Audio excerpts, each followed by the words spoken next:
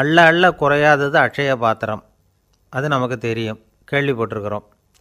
ஆனால் போட போட நிரம்பாத ஒரு பாத்திரம் உண்டு. அது என்ன தெரியுமா? நம்மளில் பல பேர்கிட்ட அந்த பாத்திரம் உண்டு. அதுதான் பேராசை அப்படிங்கிற பாத்திரம். அதை நிறைவு செய்யவே முடியாது. பேராசையை பற்றி சுஃபி இலக்கியத்தில் ஒரு பிரபலமான கதை உண்டாம். அதை ஒரு பெரியவர் எடுத்து சொல்லியிருக்கிறார். ஒரு மன்னர் நகர்வலம் போயிட்டுருக்கார். ஒரு பிச்சைக்காரன் மன்னர் எதிரில் வரான். பிச்சை போடுங்கோங்கிறான். என்னுடைய அமைதியை கெடுக்காதே போங்கிறார் மன்னர். அவன் சிரிக்கிறான். அரசே, உங்களுடைய அமைதி கெடக்கூடிய நிலையில் இருந்தால் அதுக்கு பேர் அமைதியே கிடையாது அப்படின்னானா. எதிரில் நிற்கிறது வெறும் பிச்சைக்காரன் இல்லை, யோகி அப்படிங்கிறத மன்னர் புரிஞ்சுக்கிட்டார். துறவியே, உங்களுக்கு என்ன வேணும்னாலும் கேளுங்க, கொடுக்குறேன்னாராம். அந்த துறவி மறுபடியும் சிரிக்கிறார். அரசே, உங்களால் முடியாததையெல்லாம் கொடுக்க முடியும்னு சத்தியம் செய்யாதீங்க அப்படின்னார். மன்னருக்கு கோபம் வந்துட்டுது.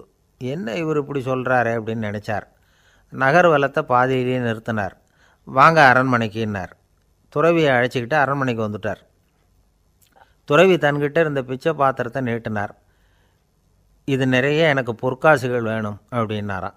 அவ்வளவு தானா, இது ஒரு பெரிய காரியமா அப்படின்னு கையை தட்டினாராம் மன்னர். ஒரு பெரிய தாம்பாளம் நிறைய பொற்காசுகள் வந்து சேர்ந்தது. அதை அள்ளி போட்டார். போட போட அந்த பிச்சை பாத்திரம் நிரம்பவே இல்லை. பொற்காசுகள் போட போட அவ்வளவையும் உள்ளே வாங்கிக்கிட்டே இருக்குது. அரசாங்க கஜானாவே காலி ஆகிட்டுது. மூட்டை மூட்டையாக பொற்காசுகளை கொட்டி பார்த்துட்டாங்க. அது முழுங்கிக்கிட்டே இருக்குது. கடைசி வரைக்கும் அந்த பிச்சை பாத்திரம் நிரம்பவே இல்லை. அரசர்கிட்ட இருந்த கர்வம் போயிட்டுது. அப்படியே பொத்துன்னு துறவி காலில் விழுந்தார். அப்போ அந்த துறவி சொன்னாராம், மன்னா, இந்த பிச்சை பாத்திரத்தை உங்களால் மட்டும் இல்லை, வேறு யாராலையும் நிரப்ப முடியாது.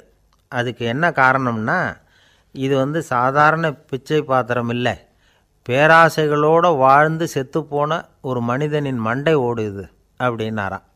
பாருங்கள், இதுதான் அந்த சுஃபி இலக்கிய கதை. செத்த பிறகும் நிறைவு இல்லைன்னா அது எப்பேற்பட்ட பேராசையாக இருக்கும்னு யோசித்து பார்த்துங்க. நம்மால் ஒருத்தர் கல்யாணம் பண்ணிக்க பொண்ணு பார்த்துக்கிட்டு இருந்தார். அழகு, அறிவு, படிப்பு எதுவும் தேவையில்லை, பணம் மட்டும் இருந்தால் போதும் அப்படின்னு பார்க்குறவங்ககிட்டெல்லாம் சொல்லி வச்சார். ரொம்ப நாளைக்கு அப்புறம் ஒரு பணக்காரர் கிடைச்சார். அவர் சொன்னார், இதை பாருங்கள், எனக்கு 20 வயசில் ஒரு மகள், அவளை நீங்கள் கல்யாணம் பண்ணிக்கிட்டால் 2 லட்சம் பணம் கொடுப்பேன். 25 வயசில் ஒரு பொண்ணு, அவளை கல்யாணம் பண்ணிக்கிட்டால் 2.5 லட்சம் தருவேன். 30 வயசில் ஒரு பொண்ணு இருக்கா, அவளை கல்யாணம் பண்ணிக்கிட்டால் 3 லட்சம் தருவேன். என்ன சொல்கிற அப்படின்னாராம். இவன் கொஞ்ச நேரம் யோசித்து பார்த்துருக்கான். அதுக்கப்புறம் மெதுவாக அவரை நிமிர்ந்து பார்த்து, ஒருத்தர் ரொம்ப அவசரமாக வந்தார். சார், மனுஷன் நிம்மதியாக இருக்கிறதுக்கு என்ன வழின்னு கேட்டார். சீக்கிரமாக ஒரு கல்யாணத்தை பண்ணிங்க, எல்லாம் சரியாக போடும் அப்படின்னோம். அவர் ஒரு மாதிரியாக பார்த்தார். ஏற்கனவே எனக்கு கல்யாணம் ஆகிட்டுது சார், அதனால தானே நிம்மதியாக இருக்கிறதுக்கு வழி கேட்குறேன் அப்படின்னார். சரி, இவர் ஒரு மாதிரியான கேஸ் அப்படின்னு நினச்சிக்கிட்டு நம்மக்கிட்ட இருந்த ஒரு சின்ன புத்தகத்தை அவர்கிட்ட தூக்கி கொடுத்தோம். இதை படித்து பாருங்கன்னு. கல்யாணத்துக்கு பிறகும் சந்தோஷமாக இருக்கிறதுக்கு என்ன வழி அப்படிங்கிற கேள்விக்கு அந்த புத்தகத்தில் விளக்கம் இருந்தது. கணவன் மனைவிக்குள்ளே சிக்கல் வராமல் இருக்கிறதுக்கு அதில் சில வழிகளை சொல்லி கொடுத்துருக்குறாங்க. அதெல்லாம் என்னென்ன அப்படிங்கிறத இப்போ பார்க்கலாமா? குடும்பம்னு இருந்தால் கோபம் வரதான் செய்யும். அது வந்துட்டு போட்டும் பரவாயில்ல. ஆனால் அந்த கோபம் ஒரே நேரத்தில் 2 பேருக்கும் வந்துடாமல் பார்த்துக்கணும். ஒரு சமயத்தில் யாராவது ஒருத்தர் தான் கோபப்படணும், அடுத்தவங்க அமைதியாக இருக்கணும். அதுக்கப்புறம் இவர் அமைதியான உடனே அவங்க ஆரம்பிச்சிக்கலாம். கோபமாக ஏதாவது சொன்னால் உடனே கோபமாக பதில் சொல்லக்கூடாது. கொஞ்சம் பொறுத்து கோபம் தீர்ந்த உடனே அந்த பதிலை சொல்லலாம். அப்போ பதில் கோபமாக இருந்தால் கூட அது அவ்வளோ பெருசாக தெரியாது. அற்ப விஷயத்துக்கெல்லாம் காய்ச்சி மூச்சுன்னு கத்திக்கிட்டு இருக்கக்கூடாது. உங்கள் 2 பேருக்குள்ளே ஒரு தர்க்கம் ஆரம்பமாயிட்டுதுன்னு வச்சுக்கோங்க. கடுமையாக 2 பேரும் விவாதம் பண்ணுறீங்க. உங்களில் ஒருத்தர் இதில் ஜெயிக்கணும்னா அது நீங்களாக இருக்க வேணாம், அடுத்தவங்க ஜெயிக்கிறதுக்கு நீங்கள் துணையாக இருங்களேன். அப்படின்னா நீங்கள் கொஞ்சம் விட்டு கொடுக்கணும், அவ்வளவுதான். ஏதாவது குத்தம் சொல்லணுமா, செஞ்ச தப்பை சுட்டி காட்டணுமா, விமர்சனம் பண்ணணுமா, பண்ணுங்க, வேணான்னு சொல்லலை. ஆனால் சொன்னதை அப்படி சொல்கிறத கொஞ்சம் அன்பாக இதமாக சொல்லுங்கள். எப்போது நடந்த தவறுகளையெல்லாம் இப்போ போய் மறுபடியும் ஞாபகப்படுத்திகிட்டு இருக்க வேண்டாம். நான் அப்போவே சொன்னேன் இந்த புடவை வேணாம்னு, நீங்கள் தான் கேட்கல, இப்போ பாருங்கள் கிழிஞ்சு போச்சு இப்படின்னு கத்துனாங்க ஒரு அம்மா. எப்போ சொன்னீங்கன்னு கேட்டால் ஒரு 10 வருஷத்துக்கு முன்னாடி தீபாவளி சமயத்தில் அப்படிங்கிறாங்க. அது என்ன இன்னும் அப்படியே புதுசாகவே இருக்கும்? உங்களுக்கு அவர் தான் பெருசு, அவருக்கு நீங்கள் தான் பெருசு. அதை விட இந்த உலகத்தில் வேறு எதுவும் முக்கியம் இல்லைன்னு நினைக்கணும். நீ தான் என்னுடைய உலகம்னு எத்தனை தடவை சொல்லியிருப்பீங்க. அதெல்லாம் வெறும் வசனமாக போயிடக்கூடாது. ஏதாவது ஒரு பிரச்சனையை பற்றி கடுமையாக விவாதம் பண்ணிக்கிட்டு இருக்கீங்க, அதை அப்படியே பாதியில் விட்டுட்டு படுக்கைக்கு போயிடக்கூடாது. சொச்சத்தை நாளைக்கு பேசிக்கலாம்னு. அப்படி போனால் தூக்கம் வராது. பிரச்சனையை ஒரு முடிவு பண்ணிக்கிட்டு அதுக்கப்புறமா தூங்க போகணும். ஒரு நாளில் ஒரு தடவையாவது உங்கள் ஜோடியை பாராட்டி நல்ல விதமாக கனிவாக ஒரு வார்த்தை சொல்லணும் அப்படின்னு தீர்மானம் பண்ணிங்க. ஏதாவது தப்பு பண்ணிவிட்டிங்கன்னா பரவாயில்ல, அதை ஒத்துக்கிறதுக்கும் மன்னிப்பு கேட்குறதுக்கும் தயாராக இருக்கணும். அது ஒன்றும் கேவலம் கிடையாது. வீட்டுக்குள்ளே தானே கேட்க போகிறீங்க, வெளியில் யாருக்கு தெரிய போகுதோ. எப்படியோ உங்களுக்குள்ளே ஒரு சமரசம் ஆனால் சரி தான். ஒரு தகராறுன்னு எடுத்துக்கிட்டால் குறைஞ்சபட்சம் அதுக்கு 2 பேர் தேவை. தனியாகவே உட்காந்துக்கிட்டு நான் இப்போ தகராறு பண்ணிகிட்ருக்கிறேன் அப்படின்னு யாரும் சொல்ல முடியாது. 2 பேர் தகராறு பண்ணுறாங்கன்னா பொதுவாக அந்த 2 பேரில் யார் அதிகமாக பேசுகிறாங்களோ அவங்க பேரில் தான் தப்பு இருக்கும். அதை மனசில் வச்சுக்கணும். இதெல்லாம் தான் அந்த புத்தகத்தில் போட்டிருக்கிற வழிமுறைகள். இவ்வளவும் சரியாக வரலைன்னா அப்புறமா சொல்லுங்கள், வேறு புத்தகம் ஏதாவது இருக்கான்னு தேடுவோம். ஒரு கணவன் தன்னுடைய மனைவியை அழைச்சிட்டு ஒரு மனோதத்துவ டாக்டர்கிட்ட வந்தாராம். டாக்டர், எங்களுக்கு கல்யாணம் ஆகி 30 வருஷ காலமாக நாங்கள் ஒரு விஷயத்தில் கூட ஒத்து போனதில்லை அப்படின்னு ஆரம்பித்தார். உடனே அந்த அம்மா குறுக்கிட்டு, அது 30 வருஷம் இல்லை 32 வருஷம் அப்படின்னாங்களாம். ஒருத்தர் இருக்கார், நல்ல உத்தியோகத்தில் தான் இருக்கிறார். ஆனால் எப்போ பார்த்தாலும் முகத்தை வெறுப்பாக வச்சுருப்பார். அப்படியே வருவார் போவார். ஏன் சார் இப்படி இருக்கிறீங்க அப்படின்னு விசாரித்தோம். ஏன்டா இந்த வேலைக்கு வந்தோம்னு இருக்குது சார் அப்படின்னார். உங்கள் வேலை உங்களுக்கு பிடிக்கலையா அப்படின்னு கேட்டோம். இல்லைன்னார். இப்படிப்பட்டவங்க வெற்றிகரமான வாழ்க்கை வாழ முடியாது. இது நிபுணர்கள் கருத்து. வேலையை நேசிக்க தெரிந்தவர்கள் வெற்றி பெறுவார்கள் அப்படிங்கிறாங்க அவங்க. எந்த துறையாக இருந்தாலும் சரி, அந்த துறையில் வெற்றிகரமாக இருக்கிறவங்கள விசாரித்து பாருங்கள். எனக்கு என்னுடைய வேலை ரொம்ப பிடிக்கும் அப்படின்னு சொல்கிறவங்களாக தான் இருப்பாங்க. அப்படி இருந்தால் தான் அது வெற்றிகரமாக இருக்க முடியுது அவங்களால. ஒருத்தனுக்கு பிடித்தமான பொழுதுபோக்கே அவனுடைய தொழிலாக இருந்துட்டுதுன்னா அவனை மாதிரி கொடுத்து வச்சவன் வேறு யாரும் இல்லை அப்படிங்கிறார் பெர்னாட் ஷா. ஒரு தடவை மன்னர் ஹுமாயூன் உயிரை தண்ணீர் முண்டு ஊற்றுகிற தொழிலாளி ஒருத்தர் காப்பாற்றினாராம் அந்த ஹுமாயூன் உயிரை. உடனே மன்னர் கேட்டிருக்கார், உனக்கு என்ன வேணும்னாலும் கேளு தரேன், உயர் பதவி வேணுமா அப்படின்னு கேட்டாராம். மன்னா, மக்களின் தாகம் தீர்க்கக்கூடிய இந்த பணியை விட உயர்ந்தது உண்டா அப்படின்னாராம் அந்த தொழிலாளி. அவரால் அவருடைய வேலையை நேசிக்க முடிஞ்சுது, அதனால் மகிழ்ச்சியாக இருக்க முடிஞ்சுது. நாமெல்லாம் அப்படி இல்லை. வேலை கிடைக்கிற வரைக்கும் கிடைச்சா போதும் அப்படின்னு இருக்கோம். கிடைச்சதுக்கப்புறம் ஏன்டா அந்த வேலைக்கு வந்தோம்னு ரொம்பவும் அழுத்துக்குவோம். சரி, நாம் இருக்கிற இடத்துல நாம் வெற்றிகரமாக இருக்க வழி உண்டா அப்படின்னா உண்டுன்னு சொல்கிறாங்க. அதாவது மன இயல் நிபுணர்கள் இருக்கிறாங்க இல்லையா, அவங்க அதுக்கு முக்கியமாக 6 வழிகள் சொல்கிறாங்க. நீங்கள் ஒரு அலுவலகத்தில் வேலை பார்க்குறவரா அப்படின்னா இதை கேளுங்க. அதாவது உங்கள் மேலதிகாரி எதிர்பார்ப்புக்கு தகுந்த மாதிரி உங்கள் வேலை இருக்குதா? அப்படி இல்லைன்னா முதல்ல உங்கள் வேலையின் தரம் உயரணும். உங்களுக்கு மேலே கீழே வேலை பார்க்குற பணியாளர்கள்கிட்ட நல்ல விதமாக பழகிறீங்களா? அந்த உறவு முறையில் ஏதாவது குறை இருந்தால் அதை கண்டுபிடிச்சி சரி பண்ணுங்கள். நம்பிக்கைக்கு உரியவர் அப்படின்னு நீங்கள் பேர் எடுக்கணும். நீங்கள் எடுக்கிற முடிவு நல்ல முடிவாக தான் இருக்கும் அப்படின்னு அடுத்தவங்க சொல்லணும். உங்கள் தோற்றத்துக்கு முக்கியத்துவம் கொடுங்க. இது மனம் உடல் 2ம் சம்மந்தப்பட்டது. அதனால் மனசையும் ஆரோக்கியமாக வச்சுருக்கணும், உடம்பையும் ஆரோக்கியமாக வச்சுருக்கணும். உங்களுடைய நிர்வாகம் செயல்படுற விதத்தை நல்லா புரிஞ்சு வச்சுக்கணும். உங்களுடைய நிர்வாகம் இப்போ ஒரு காரியம் செய்யுதுன்னு வச்சுங்க, ஏன் அப்படி செய்யுது, எதுக்காக அப்படி செய்யுது, அதனுடைய குறிக்கோள் என்ன, அது நீடிக்கிறதுக்கு காரணம் என்ன, இதையெல்லாம் தெரிஞ்சுக்கணும். சிரிப்புக்கு வஞ்சகம் பண்ணக்கூடாது. நல்லா சிரிக்கணும், அப்போ தான் அது திரும்ப கிடைக்கும். கடந்த கால தோல்வியை பற்றி கவலைப்படக்கூடாது. முதலாளி விருப்பம் தெரிஞ்சு நடந்துக்கிறது நல்லது தான். அதுக்காக காக்கா பிடிக்கணுங்கிற அவசியம் இல்லை. உங்களுக்கு ஒரு பொறுப்பான வேலை கிடைக்குது, உடனே சத்தம் குழப்பம் அப்படின்னு சூழ்நிலையை இறுக்கமாக ஆக்கிடக்கூடாது. எந்த சூழலையும் இயல்பாக கையாளக்கூடியவர் அப்படிங்கிறத காட்டணும். இதெல்லாம் உங்கள் துறையில் நீங்கள் வெற்றி பெற நிபுணர்கள் சொல்கிற யோசனைகள். இவ்வளவு விவரமும் சொல்லிவிட்டு ஒருத்தரை பார்த்து கேட்டோம், இப்போ சொல்லுங்கள், நீங்கள் செய்கிற வேலை உங்களுக்கு பிடிச்சிருக்குதா அப்படின்னோம். ரொம்ப ரொம்ப பிடிச்சிருக்குது அப்படின்னார். சரி, என்ன செஞ்சிகிட்ருக்குறீங்க அப்படின்னு கேட்டோம். சும்மா தான் இருக்கிறேன் அப்படின்னார் அவர். ஒருத்தர் ரொம்ப அவசரமாக போய்கிட்டு இருந்தார். எங்கே சார் போகிறீங்கன்னு கேட்டோம். எனக்கு வேண்டியப்பட்ட ஒருத்தருக்கு குழந்தை பிறந்திருக்கிறதாக செய்தி வந்திருக்கு, அதுதான் ஆஸ்பத்திரிக்கு போயிட்டுருக்கேன், பார்த்துட்டு வரலாம்னு அப்படின்னார். அப்படின்னா கொஞ்சம் இப்படி உட்காருங்க அப்படின்னோம். சில விவரமெல்லாம் சொல்கிறேன் கேட்டுக்கிட்டு போங்க அப்படின்னோம். உட்காந்தார். அப்புறம் சொல்ல ஆரம்பித்தோம். புதுசாக பிறந்திருக்கிற ஒரு குழந்தைய பார்க்க போகிறதுன்னா அது சாதாரண விஷயம் இல்லை. அதில் ரொம்பவும் கவனமாக நடந்துக்கணும். புது குழந்தைக்கு நோய் சுலபமாக தொற்றும். முக்கியமாக காற்று மூலமாக பரவுகிற நோய்கள் சுலபமாக வந்துடும். அதனால் நமக்கு உடம்பு சரியில்லைன்னா குழந்தைய விட்டு கொஞ்சம் தள்ளியே இருக்கிறது தான் நல்லது. பெரியவங்களை பொறுத்த வரைக்கும் சாதாரணமாக உள்ள ஒரு கிருமி கூட குழந்தைய பொறுத்த வரைக்கும் ரொம்ப மோசமான ஒரு கிருமியாக இருக்கும். சில வெளிநாடுகளில் எப்படி தெரியுமா, பிறந்த குழந்தை தூங்கிக்கிட்டு இருக்கிற ஒரு ரூமுக்கு போகணும்னா போகிறவங்க முகமூடி போட்டுக்கணும், காலணிகளை மாற்றிக்கணும், அவ்வளவு சுத்தமாக உள்ளே போய் பார்த்துட்டு வரணும். பொதுவாக சில ஆஸ்பத்திரிகளில் பார்த்திங்கன்னா பார்வையாளர்கள் நேரத்தில் விசிட்டிங் ஹவர்ஸ் தாயை விட்டு குழந்தைய தனியாக பிரித்து வச்சுருவாங்க. எதுக்குன்னு நினைக்கிறீங்க? அந்த நேரம் பல பேர் வருவாங்க போவாங்க. அவங்க கை கால் சுத்தமாக இருக்காது. சுத்தமில்லாத கைகள் மூலமாக கிருமிகள் பரவும். சுத்தமில்லாத கைன்னா மண்ணு தூசி படிஞ்சிருக்கிற கை மட்டும் தான் அர்த்தம் இல்லை. சாலையில் கையை வீசிக்கிட்டு நடந்து வர்றீங்க, குழந்தைய பொறுத்த வரைக்கும் அது கூட சுத்தமில்லாத கை தான். தாயை தவிர மற்றவங்க குழந்தைய தூக்காமல் பார்த்துக்கிறது நல்லது.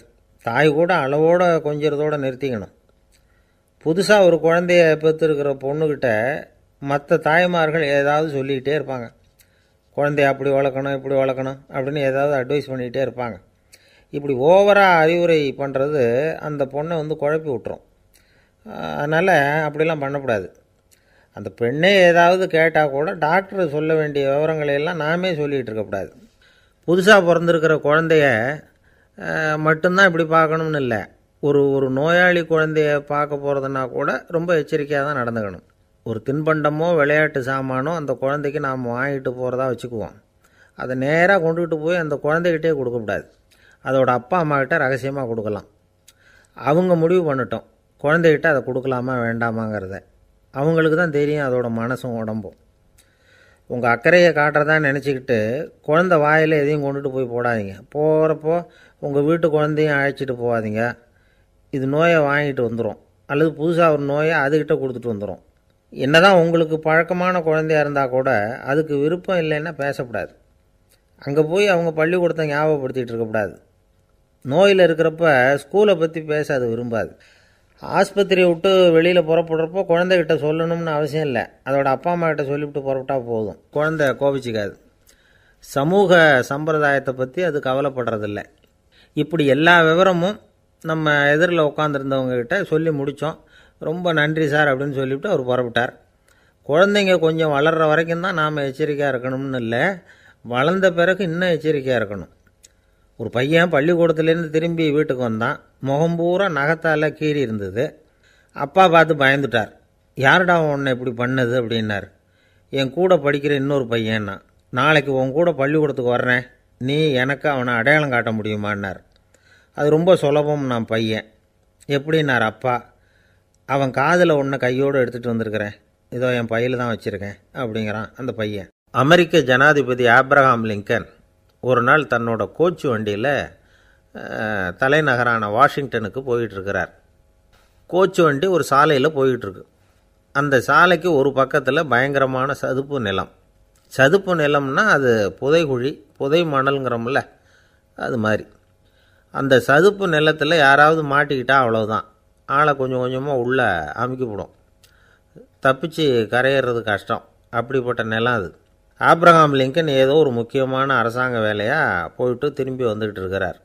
அதனால் அந்த சமயத்தில் அவர் விலை உசந்த ஆடைகளை அணிஞ்சிருக்கிறார். அப்படி அவர் அந்த கோச்சு வண்டியில் வந்துக்கிட்டு இருக்கிறாரு. அந்த சமயத்தில் ஒரு காட்சி அவர் கண்ணில் பட்டுவிட்டது. என்ன தெரியுமா? ரோட்டுக்கு பக்கத்தில் இருந்த சதுப்பு நிலத்தில் ஒரு இளம் பன்றிக்குட்டி சிக்கிக்கிட்டு தவிச்சிக்கிட்டு இருக்குது. பரிதாபமாக கத்திக்கிட்டு இருக்குது. அதை பார்த்தார் லிங்கன். அவருக்கு என்ன மாதிரி ஆயிட்டுது. உடனே வண்டியை நிறுத்த சொன்னார். கீழே இறங்கினார். தன்னோட விலை உசந்த ஆடைகளை பற்றி லட்சியம் பண்ணவே இல்லை. தனக்கே ஆபத்து வரலாம்ங்கிறத பற்றியும் கவலைப்படலை. தான் ஒரு குடியரசுத் தலைவருங்கிறத பற்றியும் அவர் நினச்சி பார்க்கல. நேராக அந்த சதுப்பு நிலம் பக்கமாக போனார். அந்த சேத்துல இறங்கி பன்றிக்குட்டியை காப்பாற்றி கரைக்கு கொண்டுகிட்டு வந்து சேர்த்துட்டார். அதுக்கப்புறம் நிம்மதியாக கோச்சு வண்டியில் ஏறி வெள்ள மாளிகைக்கு வந்து சேர்ந்தார். ட்ரெஸ்ஸு உடம்பு பூரா சேறு சகதி. பார்க்குறவங்களுக்கெல்லாம் ஆச்சரியமாக போச்சு. அவங்களுக்கு ஒன்றும் புரியல. இவர் நேராக ட்ரெஸ்ஸு மாற்றிக்கிறதுக்காக போனார். கோச்சு வண்டி ஓட்டிகிட்டு வந்தவங்கிட்ட போய் எல்லோரும் கேட்டாங்க என்ன ஆச்சு அப்படின்னு. அவர் வர்ற வழியில் நடந்த விவரத்தை சொன்னார். ஆப்ரஹாம் லிங்கனுடைய இந்த இறக்க குணத்தை எல்லாரும் பாராட்டினாங்களாம், புகழ்ந்தாங்களாம். ஆனால் இதுக்கு லிங்கன் என்ன பதில் சொன்னார் தெரியுமா? தயவு பண்ணி இந்த புகழ்ச்சியான பேச்சையெல்லாம் ஒதுக்குங்க, அதெல்லாம் வேணாம். அந்த சின்ன பிராணி சகதியில் மாட்டிக்கிட்டு துடிச்சிக்கிட்டு இருந்தது, அதை பார்த்தேன். உடனே என்னுடைய இதயத்தில் ஒரு முள் தைச்சது மாதிரி ஒரு உணர்வு. அந்த முள்ளை பிடுங்கி எறிஞ்சேன், அவ்வளவுதான். உண்மையில் அந்த பிராணிக்கு நான் உதவினேங்கிறத விட எனக்கு ஏற்பட்ட இன்னலை போக்கிட்டேன் அப்படிங்கிறது தான் உண்மை. அதுதான் பொருத்தம். அப்படி இருக்கிறப்போ இதில் புகழறதுக்கு என்ன இருக்குது அப்படின்னாராம் ஆப்ரஹாம் லிங்கன். எவ்வளவு யதார்த்தமான வார்த்தைகள் பாருங்கள்.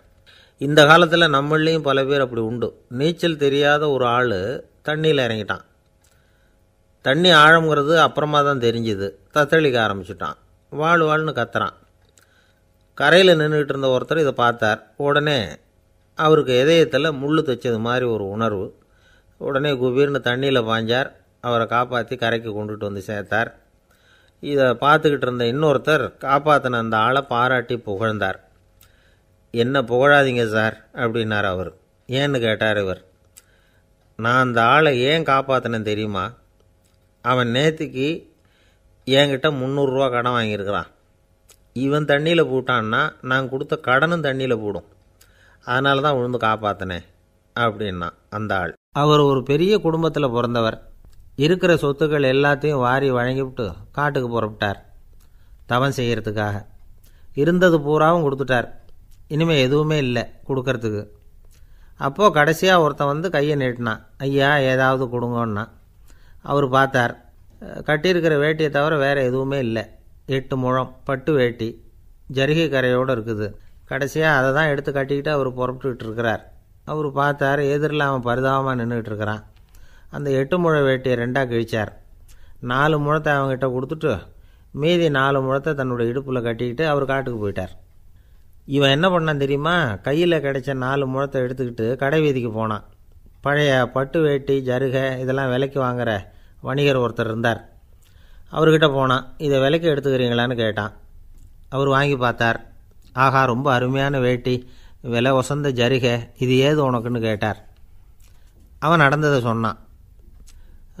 அப்படின்னா ஒன்று செய், இந்த வேட்டியோட இன்னொரு பாதியையும் மெதுவாக வாங்கிட்டு வந்துரு, உனக்கு நிறைய பணம் தரேன் அப்படின்னார் அந்த வணிகர். இவன் கொஞ்சம் யோசனை பண்ணி பார்த்தான். கொஞ்சம் இருங்க, அதை வந்துவிடுறேன் அப்படின்னு சொல்லிவிட்டு நேராக காட்டுக்கு போனான். அவர் எங்கே இருக்காருன்னு தேடி கண்டுபிடிச்சான். அவர் ஒரு இடத்துல தவக்கோலத்தில் இருக்கிறார். கட்டியிருந்த இடைவேட்டியும் அவரை அறியாமலே நழுவி கீழே விழுந்து கிடக்குது. இவனுக்கு ரொம்ப வசதியாக போச்சு. அவரை கேட்க வேண்டிய அவசியமே இல்லை.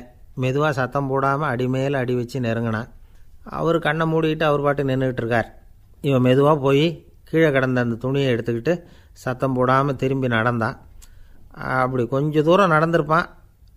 அப்படி ஓட ஆரம்பிக்கிற சமயத்தில் அவன் காலில் கீழே கிடந்த முள் ஒன்று நறுக்குன்னு தைச்சி விட்டுது. வலி தாங்க முடியாமல் அம்மான்னு கத்திவிட்டான். இந்த சத்தத்தினால கண்ணை மூடி நின்றுக்கிட்டு இருந்த அவர் தவம் கலைஞ்சிது. மெதுவாக கண்ணை திறந்து பார்க்குறார். தன் இடையில் இருந்த வேட்டி அவன் கையில் இருக்குது.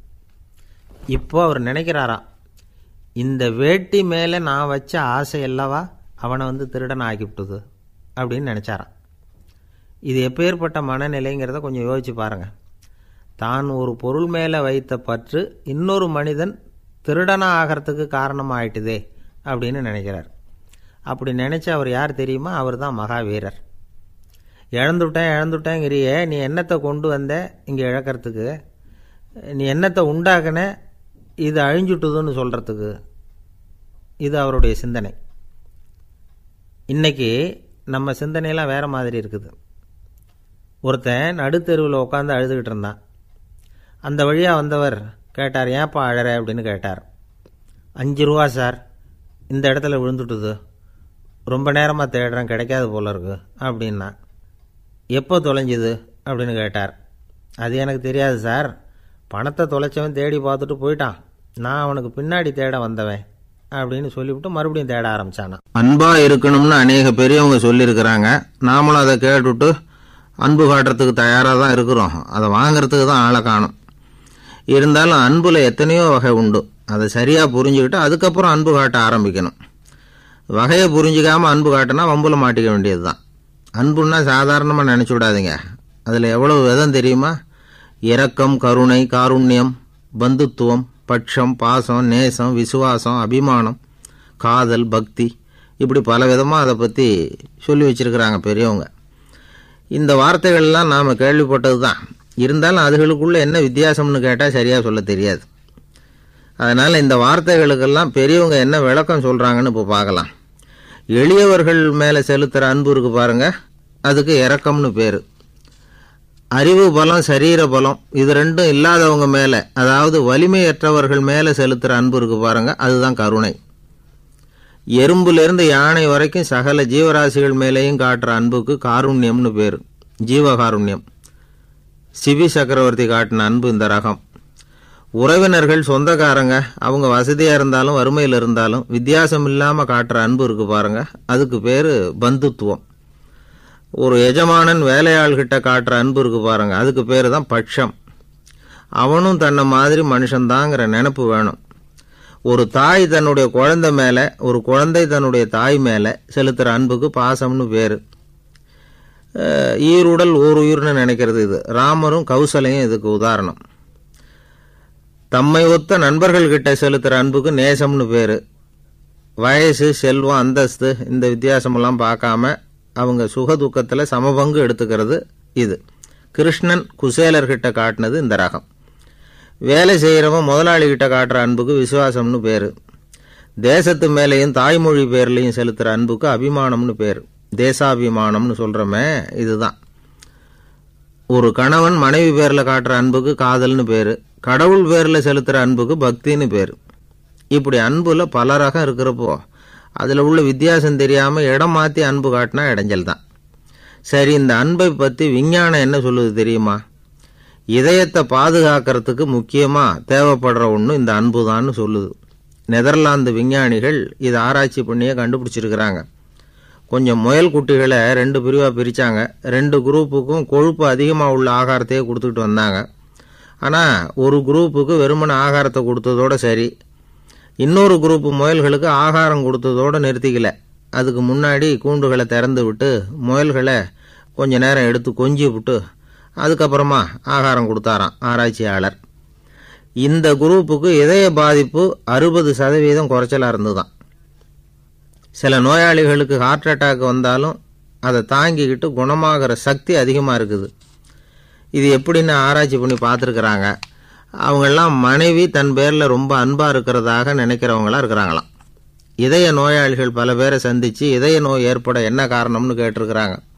அவங்க சொன்ன காரணம்லாம் சாப்பாடு சம்பந்தமாக இல்லையா, மனைவி அன்பா இல்லை, இப்படிப்பட்ட காரணத்தை தான் சொல்கிறாங்களாம். அதனால் இதயத்தை பாதுகாக்கணும்னு நினைக்கிறவங்க அடுத்தவங்க அன்பாக இருக்கிறது மாதிரி பார்த்துக்குங்க, அதுதான் முக்கியம். ஒருத்தர் முகம் பூரா பிளாஸ்டரி போட்டுக்கிட்டு வந்தார். ரொம்ப கோபமாக, என்னங்க ஆச்சுன்னு விசாரித்தேன். எல்லாம் உங்களால் தான் சார்னார். விவரமாக சொல்லுங்களேன். என்ன, உங்கள் தகவலை கேட்டுட்டு ஒரு பூனைக்குட்டியை கையில் எடுத்தேன், அன்பாக அதை தடவி கொடுக்கறதுக்காக. ஆனால் அது முந்திக்கிட்டது, அது என் முகத்தை தடவி கொடுத்துட்டுது, முகம் பூரா நகை கீறல், அதுதான் இப்படி அப்படின்னார். அன்புல அறிவு சேராததுனால வந்த கோளாறு இது. என்னுடைய நண்பர் ஒருத்தர் ஆழ்ந்த சிந்தனையில் இருந்தார். என்ன யோசனை பண்ணுறீங்கன்னு கேட்டேன். தலைவர் ஆகணும்னு பார்க்குறேன், அதுதான் என்ன வழின்னு யோசிச்சுக்கிட்டு இருக்கேன்னார். நான் கூட அது மாதிரி யோசித்து பார்த்தேன். அதுக்கப்புறம் அந்த யோசனையை கை விட்டுட்டேன் அப்படின்னோம். ஏன்னு கேட்டார். அதுக்கான தகுதிகள் நமக்கு இல்லைங்கிறது புரியுது. அது நமக்கு புரியறத விட நம்ம விட மற்றவங்களுக்கு நல்லா புரிஞ்சு போச்சு. அதனால் பேசாமல் கம்முன்னு இருந்துடுறது தான் நல்லது அப்படின்னோம். தலைவர் ஆகிறதுக்கு தகுதிகள் வேறு உண்டோ அப்படின்னு கேட்டார். அவர் யதார்த்தமாக தான் கேட்குறார். நாங்கள் உடனே எங்ககிட்ட இருந்த ஒரு புஸ்தகத்தை எடுத்து அவர்கிட்ட கொடுத்தோம். படித்து பாருங்கன்னு. தலைவர் ஆகிறதுக்கு என்ன வழி அப்படிங்கிறத பற்றி அதில் போட்டிருக்கிறாங்க. முதல் வழி என்ன தெரியுமா? ஒரு 4 பேர் முன்னாடி இல்லைன்னா ஒரு கூட்டத்துக்கு முன்னாடி நீங்கள் பேச போகிறீங்க. அப்போ எப்படி ஆரம்பிக்கணும்னா, உண்மையான புகழ்ச்சி, நேர்மையான பாராட்டு, இதோடு ஆரம்பிக்கணும். எடுத்ததுமே அது சரியில்லை இது சரியில்லைன்னு பேசிகிட்டு இருக்கக்கூடாது. மக்களை பார்த்து நீங்கள் தான் தப்பு பண்ணிவிட்டீங்க அப்படின்னு நேரடியாக சொல்லக்கூடாது. தவறு இருந்தாலும் அதை மறைமுகமாக ஏதாவது கதை சொல்லி அதிலிருந்து அவங்க புரிஞ்சுக்கிற மாதிரி செய்யணும். அடுத்தவங்க பண்ண தப்பு என்னன்னு அலசறதுக்கு முன்னாடி நீங்கள் பண்ணின தப்பு என்னங்கிறத பற்றியே பேசுங்க. எதுக்கும் நேரடியாக உத்தரவு போட்டுக்கிட்டு இருக்கக்கூடாது. இதை நீங்கள் செய்யணும் அப்படின்னு சொல்கிறதுக்கு பதிலாக நீங்கள் இப்படி செஞ்சால் எப்படி இருக்கும் அப்படின்னு கேள்வி மாதிரி கேட்கணுமா. இப்படி கேட்டால் அது உத்தரவு மாதிரி தெரியாதான். அடுத்தவங்க மரியாதையை காப்பாற்றுறது மாதிரி பேசணுமா. உங்கள் பேச்சு இன்னொருத்தரை அவமானப்படுத்துறது மாதிரி இருக்கக்கூடாதான். ஏண்டா இவங்கிட்ட போய் மாட்டிக்கிட்டோம்னு யாரும் நினச்சிடக்கூடாது. ஒவ்வொரு சின்ன வளர்ச்சியையும் பாராட்டணும். வெற்றி சாதாரணமாக இருந்தாலும் பாராட்டாமல் இருந்துடக்கூடாது. பாராட்டும் பொழுது தாராளமாக இருக்கணும். குறை சொல்லும் பொழுது கவனமாக இருக்கணும். வாய்க்கு வந்தபடி பேசிவிட்டா அதுக்கப்புறம் வகையாக மாட்டிக்கிட்டு முழிக்க வேண்டியிருக்கும். நீங்கள் பேசுகிறது இன்னொருத்தருக்கு ஒரு கௌரவத்தையும் மரியாதையும் உண்டு பண்ணுறது மாதிரி இருக்கணும். நீங்கள் பேசுகிறது அடுத்தவங்களுக்கு இருக்கிற கொஞ்ச நெஞ்ச மரியாதையும் எடுத்து விடுறது மாதிரி இருக்கக்கூடாது. உங்கள் பேச்சை கேட்டால் கேட்குறவங்களுக்கு ஒரு ஊக்கம் வரணும், உற்சாகம் வரணும். தவறு எதுவாக இருந்தாலும் அதை சுலபமாக திருத்திக்கலாம், சரி பண்ணிக்கலாங்கிறது மாதிரி இருக்கணும் உங்கள் பேச்சு. அடுத்தவங்களை சந்தோஷப்படுத்துங்க. உங்கள் யோசனையை கேட்டு நடந்துக்கிறதுனால அந்த சந்தோஷம் அவங்களுக்கு கிடைக்கணும். இந்த தகுதியெல்லாம் உங்ககிட்ட இருந்தால் நீங்கள் ஒரு சிறந்த தலைவராகலாம் அப்படின்னு அந்த புஸ்தகத்தில் போட்டிருக்குது. இந்த காலத்தில் தலைவர் ஆகிறதுக்கு வேறு சில தகுதிகள்லாம் கூட தேவைப்படுது. ஒரு புள்ள தன்னுடைய அப்பா கிட்ட, அப்பா உன்ன மாதிரியே நானும் அரசியலில் சேரணும், தலைவர் ஆகணும்னு ஆசைப்படுறேன், இன்னையிலேருந்து எனக்கு அரசியல் பாடம் கற்றுக் கொடு அப்படின்னு கேட்டிருக்கான். அவரும் சரின்னு சொல்லிவிட்டு ஒரு பெரிய ஏணியை எடுத்துகிட்டு வந்தாராம். ஒரு செவுத்தில் சாத்தினார். இந்த ஏணியில் ஏறி உயர போய் அங்கே பரன் மேலே இருக்கிற ஒரு புத்தகத்தை எடுத்துகிட்டு வாடான் இருக்கார் மகனை பார்த்து. அப்பா ஏணி ரொம்ப உயரமாக இருக்குது, நீ ஜாக்கிரதையாக இதை பிடிச்சிக்கோ, நான் ஏறி போகிறேன் அப்படின்னு நான் பையன். பயப்படாத, நான் பார்த்துக்கிறேன்னார் அப்பா. பையன் ஏணியில் ஏறினா உச்சிக்கு போனதும் அப்பா கையை எடுத்துட்டார். ஏணி அப்படியே சரிஞ்சுட்டுது. பையன் பொத்துன்னு கீழே விழுந்துட்டான். இடுப்பை பிடிச்சிக்கிட்டே எழுந்திரிச்சான். என்னப்பா இது, இப்படி என்னை ஏற விட்டுட்டு கையை விட்டுட்டியே, இப்படி கைவிடலாமா அப்படின்னு கத்தியிருக்கான். அப்பா நிதானமாக சொன்னாராம், அவசரப்படாதேப்பா, அரசியலில் இதுதான் முதல் பாடம், பெத்த அப்பனாக இருந்தாலும் அவனை நம்பாதே அப்படின்னு உபதேசம் பண்ண ஆரம்பித்தாராம். ஒரு தெருவில் சில சிறுவர்கள் விளையாடிக்கிட்டு இருந்தாங்க. ஏதோ ஒரு உயரமான கல்லை நடுத்தெருவில் வச்சு அதை சுற்றி சுற்றி ஓடி வந்துக்கிட்டு இருக்கிறாங்க. அது என்ன விளையாட்டோ அவங்களுக்கு தான் தெரியும். கொஞ்ச நேரம் அப்படி விளையாடிக்கிட்டு இருந்தவங்க விளையாடி முடித்ததும் அந்த கல்லை நடுத்தெருவில் அப்படியே விட்டுட்டு அவங்கவுங்க வீட்டுக்கு ஓடி போட்டாங்க. அதுக்கப்புறம் அந்த வழியாக 2 பெண்கள் பேசிக்கிட்டே வந்தாங்க. பேச்சு சுவாரஸ்யத்தில் நடுத்தெருவில் இருந்த அந்த கல்லை கவனிக்கலை. காலில் இடிச்சுட்டுது, லேசாக ரத்தம் வந்துட்டுது, வலி தாங்கலை. காலில் இடிச்சுக்கிட்ட பொண்ணு திட்ட ஆரம்பிச்சுட்டுது. வர வர ஊர் உலகம் ரொம்ப கெட்டு போச்சு, யாருக்கும் பொறுப்பே கிடையாது பாரு, இப்படி நடுத்தெருவில் பொறுப்பு இல்லாமல் இப்படி கல்லை போட்டு வச்சுருக்குறாங்களே, இது நியாயமா அப்படின்னு சொல்லி இந்த சமூகத்தை கடுமையாக விமர்சனம் பண்ணிக்கிட்டு அவங்க போயிட்டாங்க. கொஞ்ச நேரம் கழித்து ஒரு வாலிபன் அந்த வழியாக வந்தான். அந்த கல்லை பார்த்தான், நின்னான், ஒரு நிமிஷம் யோசனை பண்ணான், என்ன பண்ணலாம்னு பார்த்தான். தன்னுடைய வீரத்தையும் பலத்தையும் காட்டணும்னு நினச்சான். பின்னாடி போனான். அப்புறம் வேகமாக ஓடி ஒரு சின்ன ஹை ஜம்ப் அப்படியே துள்ளி குதிச்சான். துள்ளி குதித்து தாண்டி அந்த பக்கமாக போய் விழுந்தான். அப்படியே விசில் அடிச்சுக்கிட்டு அவன் பாட்டுக்கு நடந்து போகிறான். அடுத்தபடியாக ஒரு காதல் ஜோடி அந்த வழியாக வந்தது. நடுத்தெருவில் கல் கண்ணில் பட்டது. அவங்க 2 பேரும் ரொம்ப நெருக்கமாக சேர்ந்து வந்துக்கிட்டு இருக்கிறாங்க. நடுவில் கல் இருக்கிறதுனால கொஞ்ச நேரம் 2 பேரும் விலகி மறுபடியும் இந்த பக்கம் சேர்ந்து போகணும். கொஞ்ச நேரம் நாம் பிரிய வேண்டி இருக்குதே அப்படின்னு வருத்தத்தோடு முணுமுணுத்துக்கிட்டே இந்த பக்கம் வந்தாங்க. அதுக்கப்புறம் வழக்கம் போல் சேர்ந்து அவங்க பாட்டுக்கு எதிர்காலத்தை பற்றி கற்பனை பண்ணிக்கிட்டே போயிட்டாங்க. கடைசியாக அந்த வழியாக பார்வை இல்லாத ஒருத்தர் வந்துக்கிட்டு இருக்கார். அவர் கையில் வழக்கமாக வச்சிருக்கிற அந்த ஊன்றுகோல், கையில் இருக்கிற அந்த ஊன்றுகோலால் தனக்கு முன்னாடி அப்படியும் இப்படியும் அப்படியே தட்டிக்கிட்டு பார்த்துக்கிட்டே அவர் மெதுவாக நடந்து வந்துக்கிட்டு இருக்கிறார். வழியில் இருக்கிற அந்த கல் தட்டுப்பட்டுது. உடனே நடுத்தெருவில் ஒரு கல் இருக்குங்கிறத அவர் புரிஞ்சுக்கிட்டார். உடனே குனிஞ்சார். அந்த கல்லை தடவி பார்த்து எடுத்தார். தெரு ஓரமாக கொண்டுகிட்டு போய் போட்டார். அதுக்கப்புறம் அவர் பாட்டுக்கு அவர் வழியில் நடந்து போனார். இப்போது இதில் பல பேர் வந்தாங்க போனாங்க. இவங்களில் பார்வை உள்ளவங்க யார், பார்வை இல்லாதவங்க யார்? இப்படி ஒரு கேள்வி கேட்டால் என்ன பதில் சொல்ல முடியும்? கொஞ்சம் யோசித்து பார்த்தா இன்றைக்கி பல பேர் இப்படி தான் இருந்துக்கிட்டு இருக்கிறோம். ஒரு ஆள் பார்க்குறதுக்கு பெரிய மனுஷன் மாதிரி இருக்கார். ஒரு தெரு வழியாக நடந்து வந்துக்கிட்டு இருந்தார். இருட்டு நேரம். வழியில் ஒரு பெரிய கல் கிடந்தது, கருங்கல். பார்த்தார். கொஞ்ச நேரம் யோசித்தார். போய் தூக்கி பார்த்தா ரொம்ப கனமாக இருந்தது. இன்னொரு ஆள் சேர்ந்தால் தான் தூக்க முடியும். இவர் உடனே ரோட்டு ஓரமாக போய் ஒரு மரத்தடியில் உட்காந்துக்கிட்டார். 2 பக்கமும் பார்த்துக்கிட்டே இருக்கார், யாராவது வர்றாங்களான்னு. கொஞ்ச நேரத்தில் ஒருத்தர் வந்தார். இவருக்கு தெரிஞ்சவர். என்னங்க இந்த நேரத்தில் இங்கே உட்காந்துருக்குறீங்கன்னு கேட்டார் அவர். அதோ அந்த கருங்கல் அப்படின்னு சுட்டி காட்டினார். ஓ, அதை தூக்கி ஓரமாக போடணுமா? வாங்க 2 பேரும் தூக்கலான்னார் வந்தவர். நான் அதுக்காக உட்காந்துருக்கலேன்னார் இவர். பின்ன வேற எதுக்காகன்னார் அவர். ஒரு மனுஷன் கருங்கல்லில் காலை இடிச்சுக்கிட்டான்னா எப்படி துள்ளுவான்னு பார்க்கணுங்கிறது எனக்கு ரொம்ப நாளாக ஒரு ஆசை. அதுக்காக தான் உட்காந்துருக்கிறேன் அப்படின்னாராம். இந்த உலகத்தில் எவ்வளவோ உயிரினங்கள் இருக்குது. ஒவ்வொன்றும் ஒவ்வொரு விதமாக சண்டை போடுது. இப்போ 2 மாடு சண்டை போட்டுக்குதுன்னு வச்சுங்க, என்ன பண்ணும்? 2 முட்டிக்கும். அதுக்கு சண்டை போடுறதுக்கு ஆயுதமாக உபயோகப்படுறது அதோட கொம்பு. 2 சேவல் சண்டை போட்டுக்குதுன்னு வச்சுங்க, அதுக்கு ஆயுதமாக உபயோகப்படுறது அதோட கால் நகம்.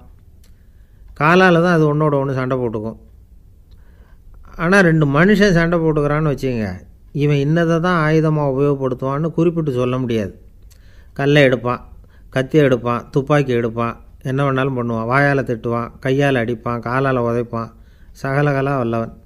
விலங்குகள்லாம் பொதுவாக வாயை சாப்பிட்றதுக்கு மட்டும்தான் உபயோகப்படுத்துது. ஆனால் இவனுக்கு சாப்பிட்றதுக்கும் அதுதான், சாப்பிட்டு விட்டு திட்டுறதுக்கும் அதுதான். ஆனால் ஒரு விஷயத்தில் மட்டும் கெட்டிக்கிறேன்.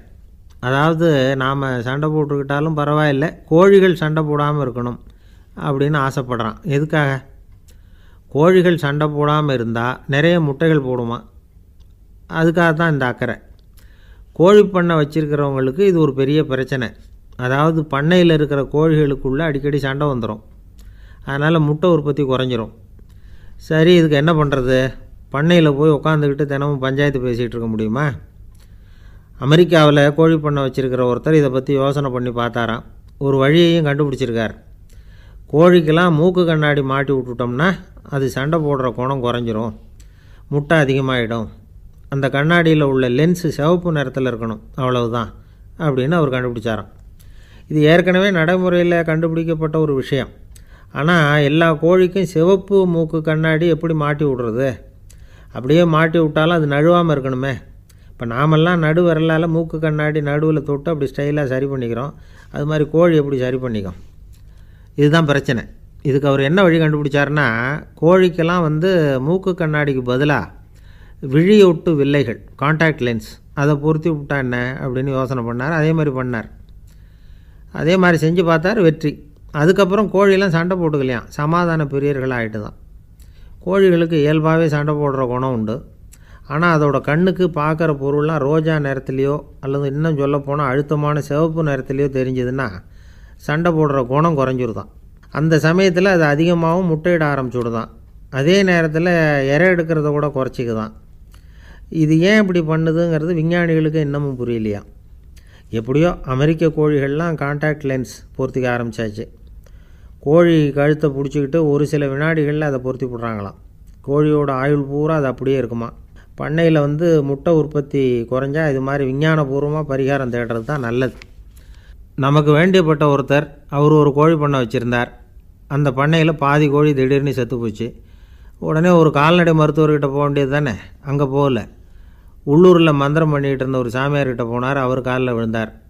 சாமி, என் பண்ணையில் பாதி கோழி செத்து போட்டுதுன்னார். சாமியார் யோசனை பண்ணார். சரி, பண்ணையில் வாசப்படி கிழக்கு பக்கமாக வச்சுருக்கியா மேற்கு பக்கமாக வச்சுருக்கியான்னு கேட்டார். கிழக்கு பக்கமாக இருக்குன்னார் அவர். அதுதான் தப்பு, மேற்கு பக்கமாக அதை மாற்று, சரியாக போடும்னாராம். அதே போல் இவர் போய் மாற்றிவிட்டார். அப்பவும் பாதி செத்து போச்சு. மறுபடியும் சொன்னார், சாமி மறுபடியும் பாதி கோழி செத்து போட்டுதேன்னார். சரி, கூரை எப்படி போட்டிருக்க? ஓடு போட்டிருக்கியா இல்லை கீத்து போட்டிருக்கியான்னார். ஓடு போட்டிருக்கேன்னாராம் அவர். அதுதான் தப்பு, கீத்து போட்டுரு, சரியாக போடும்னாராம். சரின்னு போய் அதையும் மாற்றி பார்த்தார். மறுபடியும் போயிட்டுது, கோழி செத்து போச்சு. வந்தார். மறுபடியும் பாதி செத்து போச்சு சாமின்னு வந்தார். இவரும் யோசனையை மாற்றி மாற்றி சொல்லிகிட்டே இருக்கிறார். இப்படி அவரும் மாற்றி மாற்றி பார்த்தார். 6வது தடவையாக அவரை தேடிட்டு வந்தார். அந்த சமயத்தில் இவர் ரொம்ப தீவிரமாக யோசனை பண்ணி பார்த்துட்டு, அது சரிப்பா, நீயும் என்கிட்ட சளைக்காமல் வந்துக்கிட்டு இருக்கிற, நானும் யோசனை சொல்லிகிட்ருக்கேன். இப்போவும் உங்ககிட்ட சொல்கிறதுக்கு என்கிட்ட யோசனை நிறையா இருக்குது. ஆனால் சோதிக்கிறதுக்கு உங்ககிட்ட கோழி இல்லையே, என்ன பண்ணுறது அப்படின்னாராம் இவர். ஒருத்தர் சிகரெட்டும் கையுமா வந்தார். சார், இந்த புகைப்பிடிக்கிற பழக்கத்தை நிறுத்தி போடணும்னு தான் பார்க்குறேன், முடியலேன்னார். புகைப்பிடிக்கிறத நிறுத்துறது ரொம்ப சுலபம் சார் அப்படின்னார் இன்னொருத்தர். எப்படி சொல்கிறீங்கன்னு கேட்டார் அவர். நான் கூட ஏற்கனவே 10 தடவை அந்த பழக்கத்தை நிறுத்தி இருக்கிறேன் சார் அப்படின்னார் இவர். இதிலேருந்து என்ன தெரியுது? புகைப்பழக்கத்தை திடீர்னு விட்டு விடுறதுங்கிறது ரொம்ப கஷ்டம்னு தெரியுது. இருந்தாலும் இது சம்பந்தமான ஆராய்ச்சி, அனுபவம் இது ரெண்டையும் அடிப்படையாக வச்சு சில வழிமுறைகளை சொல்கிறாங்க. அதாவது புகைப்பிடிக்கிறத நிறுத்துறதுக்கு 10 வழிகள் உண்டு அப்படின்னு சொல்கிறாங்க. அது என்னங்கிறது தெரிஞ்சுக்கிட்டால் உபயோகப்படுதான்னு பார்க்கலாமே. முதல் கருத்து என்னன்னா, கொஞ்ச நாளைக்கு புகைப்பிடிக்கிற நண்பர்களை விட்டு விலகி இருக்கணும். இதனால் புகைப்பிடிக்கிற ஆசை குறையும். அந்த பழக்கத்தை மறுபடியும் ஆரம்பிக்கப்படாதுங்கிற எண்ணம் உறுதிப்படும். ரெண்டாவது கருத்து, புகைப்பிடிக்கிறதை எதிர்த்து தீவிரமாக பிரச்சாரம் செய்ய ஆரம்பிச்சிடணும். அது அடுத்தவங்களுக்கும் உபயோகப்படும், உங்களுக்கும் உபயோகப்படும். உங்கள் உள்ளுணர்வை அது தூண்டும், உங்களை உறுதி கொள்ள வைக்கும். மூன்றாவது கருத்து என்னென்னா, தினமும் 2 தடவை குளிக்கணும். எப்படி தெரியுமா? முதல்ல வெது வெதுப்பான தண்ணீர், அப்புறம் குளிர்ந்த தண்ணீர், இப்படி மாறி மாறி குளிக்கணுமா. நாலாவது கருத்து, உடற்பயிற்சிகள் செய்யணும். மூச்சு வாங்குற மாதிரியான பயிற்சிகள் ரொம்ப நல்லதான். பிராணாயாமம் அப்படிங்கிற மூச்சு பயிற்சி ரொம்ப நல்லதுங்கிறாங்க. அப்புறம் ஐந்தாவது கருத்து, சாப்பாடு மிதமாக இருக்கணும், சீராக இருக்கணும். பச்சை காய்கறிகள், பழங்கள் சாப்பாட்டில் சேர்த்துக்கலாம். அடிக்கடி கொஞ்சம் கொஞ்சமாக சாப்பிட்டு ரத்தத்தில் சர்க்கரையின் அளவை பராமரிக்கணும். இது நரம்புகளை அமைதிப்படுத்தும். ஆறாவது கருத்து என்னென்னா, ரொம்ப நேரம் பசியோடு இருக்கக்கூடாது. புகைப்பிடிக்கிறத நிறுத்த முயற்சி செய்யும் பொழுது எடை குறைப்பு நடவடிக்கைகளை மேற்கொள்ளக்கூடாது. ஏழாவது கருத்து, காப்பி, தேநீர், மதுபானம், அப்புறம் போதைப் பொருள்கள் கலந்த உணவுகள் இதெல்லாம் வேணாம். புகைப்பிடிக்கிறத அதெல்லாம் ஊக்கப்படுத்தும். கடுகு, மிளகு, அப்புறம் காரமான பொருள்களை தவிர்க்கணும். உப்பு அளவை குறைக்கணும். தினமும் 10 குவளை தண்ணீராவது குடிக்கணும். வெறும் தண்ணி புகைப்பிடிக்கிற ஆவலை தணிக்குதான். எட்டாவது கருத்து, கையில் சிகரெட்டு, புகையில ஏதாவது இருந்தால் உடனே தூக்கி எறிஞ்சிருங்க. அது கையில் இருக்கிற வரைக்கும் புகைப்பிடிக்கிற ஆசை வந்துக்கிட்டே இருக்கும். ஒன்பதாவது கருத்து என்னென்னா, இறை நம்பிக்கை உள்ளவங்க புகைப்பிடிக்கிற எண்ணம் வர்றப்போவெல்லாம் பிரார்த்தனை செய்ய ஆரம்பிச்சுடலாம். 10வது கருத்து, உங்களுக்கு ரொம்பவும் வேண்டியவங்க யாரோ அவங்கக்கிட்ட எல்லாம் நீங்கள் புகைப்பிடிக்கிறத நிறுத்தி விட்டதாக சொல்லிவிடுங்க. இந்த 10 வழிகளையும் கடைபிடிக்க ஆரம்பிச்சுட்டா புகைப்பிடிக்கும் பழக்கத்தை நிறுத்தி விடலாம் அப்படின்னு சொல்கிறாங்க அனுபவப்பட்டவங்க. முயற்சி பண்ணி பார்க்கலாம். ஒரு முக்கியமான இடத்துல நின்றுக்கிட்டு இருந்தார் ஒருத்தர். அங்கே இன்னொருத்தர், ஏன் சார் இந்த இடத்துல சிகரெட் பிடிக்கலாமா அப்படின்னு அனுமதி கேட்டார். இந்த இடத்துல சிகரெட் பிடிக்கக்கூடாதுங்க அப்படின்னாரு இவர். நீங்கள் இப்படி சொல்கிறீங்க, ஆனால் இந்த இடத்துல கீழே நிறைய சிகரெட் துண்டுகள் கிடக்குதே, அவங்கெல்லாம் யார்? அவங்கெல்லாம் உங்கள் மாதிரி என்கிட்ட அனுமதி கேட்காதவங்க அப்படின்னாராம் இவர்.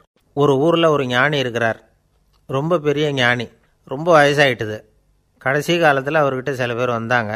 உங்கள் குரு யார் அப்படின்னு கேட்டாங்க. அவர் நிமிர்ந்து பார்த்தார். எனக்கு ஆயிரக்கணக்கான குருமார்கள் உண்டு, அவங்க பேரெல்லாம் சொல்லணும்னா இந்த காலம் பத்தாது. ஆனால் முக்கியமான ஒரு 3 பேரை பற்றி மட்டும் உங்களுக்கு சொல்கிறேன் அப்படின்னாராம். அப்புறம் சொன்னார், அந்த 3 பேரில் ஒருத்தன் ஒரு திருடன். ஒரு சமயம் ஒரு பாலைவனம் வழியாக நான் போய்கிட்டு இருந்தேன். அப்போது வழி தவறி போய் ஒரு கிராமத்துக்கு போயிட்டேன். அது இருட்டு நேரம், நடுராத்திரி, ஊரே உறங்கி போச்சு. அந்த நேரத்தில் ஒரு ஆள் மட்டும் ஒரு வீட்டு சுவத்தில் ஏதோ பண்ணி உள்ளே நுழையிறதுக்கு முயற்சி பண்ணிகிட்ருக்கிறான். அவங்கிட்ட போய் நான் இன்றைக்கி இங்கே எங்கே தங்க முடியும் அப்படின்னு கேட்டேன். அதுக்கு அவன், இந்த ராத்திரி வேளையில் அது ரொம்ப சிரமம், ஒரு திருடனோடு உங்களால் தங்க முடியும்னா நீங்கள் என்னோட தங்கலாம் அப்படின்னா. நான் அவங்க கூட 1 மாதம் தங்கியிருந்தேன். ஒவ்வொரு நாள் ராத்திரியும் இப்போ நான் என்னுடைய வேலைக்கு போகிறேன், நீங்கள் ஓய்வு எடுத்துக்கோங்க அப்படின்னு சொல்லிவிட்டு போவான். அவன் திரும்பி வந்த உடனே உனக்கு ஏதாவது கிடச்சிதான்னு நான் கேட்பேன். அதுக்கு அவன், இன்றைக்கி ராத்திரி ஒன்றும் இல்லை, நாளைக்கு மறுபடியும் முயற்சி பண்ணுவேன் அப்படின்பா. எப்பவும் அவன் நம்பிக்கை இழந்ததே கிடையாது, எப்பவும் சந்தோஷமாகவே இருப்பான். நானும் ரொம்ப காலமாக தியானம் பண்ணிக்கிட்டே இருந்தேன், ஒன்றுமே நடக்கலை. ஆனால் நான் என்ன பண்ணேன் தெரியுமா? மனசு வருத்தப்படும், நம்பிக்கை இழந்துருவேன். அப்போல்லாம் அந்த திருடனுடைய விடாமுயற்சி தான் ஞாபகத்துக்கு வரும். அதனால் அந்த திருடன் எனக்கு ஒரு குரு. என்னுடைய 2வது குரு யாருன்னா, அது ஒரு நாய். இது எப்படின்னா, ஒரு சமயம் எனக்கு ரொம்ப தாகமாக இருந்தது. ஒரு நதியை நோக்கி போய்கிட்டு இருந்தேன். அப்போ ஒரு நாயும் வந்தது. அதுக்கும் தாகம். ஓடி ஆற்றை பார்த்தது. அதோட நிழல் ஆற்றுல தெரிஞ்சுது. அதை பார்த்ததும் பயந்துட்டுது. அதாவது அது தன்னுடைய சொந்த உருவத்தையே கண்டு பயந்தது. அதை பார்த்து குறைக்குது, திரும்பி ஓடிச்சு. ஆனால் அதுக்கு தாகம் அதிகமாக இருந்ததுனால அது மறுபடியும் திரும்பி வந்தது. பார்த்தா மறுபடியும் தண்ணியில் நாயோட உருவம் தெரியுது. இப்படி சில தடவை பண்ணிச்சு. இருந்தாலும் கடைசியில் தண்ணியில் குதிச்சுட்டுது துணிஞ்சி. இப்படி குதித்த உடனே அதோட உருவமும் மறைஞ்சுட்டுது. இதை பார்த்தேன். நான் என்ன புரிஞ்சுக்கிட்டேன்னா, எவ்வளவு தான் பயம் இருந்தால் கூட ஒருத்தன் தைரியமாக காரியத்தில் இறங்கணும் அப்படிங்கிறத புரிஞ்சுக்கிட்டேன்.